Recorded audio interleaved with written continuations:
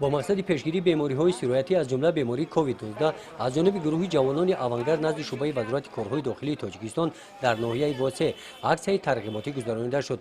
اشتراکچیان اکسیا در کوچه و محله‌های شهرک جای‌های سیراده موادهای اطلاعاتی عاید پیشگیری بیماری کووید 19 و موادهای آنتیسپتیکی نقاب و دستپوشک‌ها تقسیم نمودند. همچنین از ساکنان دعوت به عمل آورده شد که همیشه به تازگی رعایت نمایند، دستانشان را منتظم با موادهای آنتیسپتیکی شویند، از نقاب استفاده نمایند.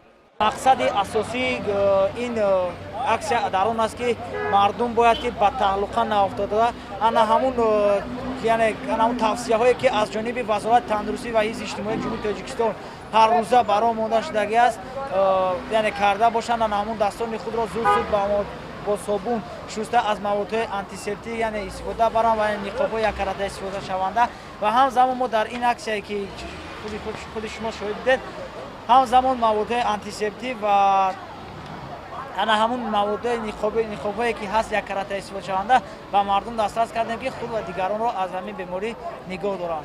باید قید نمود که پیش از ظاهر نمودن اکسیا رهبریت شعبه وزارت کارهای داخلی در ناحیه واسه با جلب متخصصان صورتشناس و اعضایان گروه جوانان آونگرد عاید بیماری کووید 19 و راههای پیشگیری این بیماری صحبت و واقعی‌ها دایر نموده بودند.